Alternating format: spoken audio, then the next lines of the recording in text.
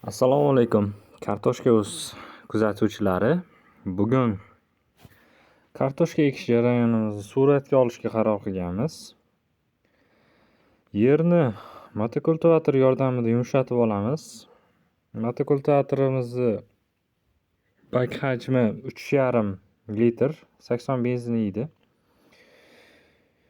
Yumshatib olish jarayonimizni ko'rsatamiz albatta.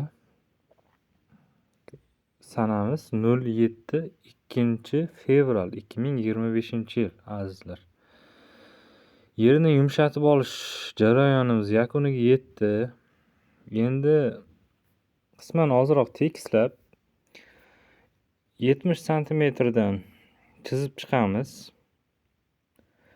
Chizadigan apparatimizni keyingi videolarimizda ko'rsatishga qaror qildik.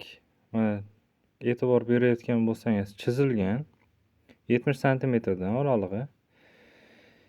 Endi mana kartoshkamiz mana. Kartoshkamiz qizil Evalush navi. Buni kuzda olib kelib qo'yganmiz. Bulung'ur tumanidan, Samarqanddan. Mana kartoshkani ekish jarayonimiz.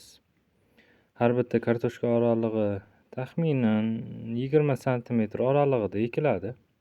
Qo'yilib chiqiladi. Xo'sh, yana nima deya olamiz? Ustiga turpoq.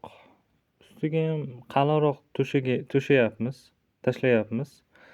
Chunki hali endi sovuqlar bo'lishi mumkin. Qor. Hali chunki qish ketgani yo'q. Kartoshkamizning saqlanish holati polni ustida havo harorati 10 gradus, eng pastki gradusi.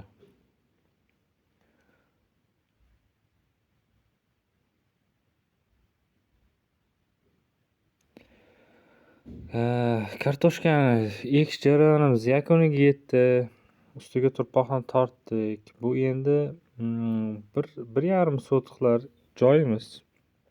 Boshlang'ich hovlimizga, endi uchastkalarimizga ham ekish jarayonlarimizni albatta suratga olib ijtimoiy tarmoqqa joylaymiz.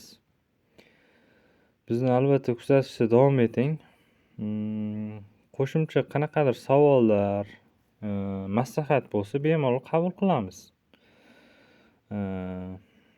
Murojaatlar kommentariyada. Omon bo'ling azizlar.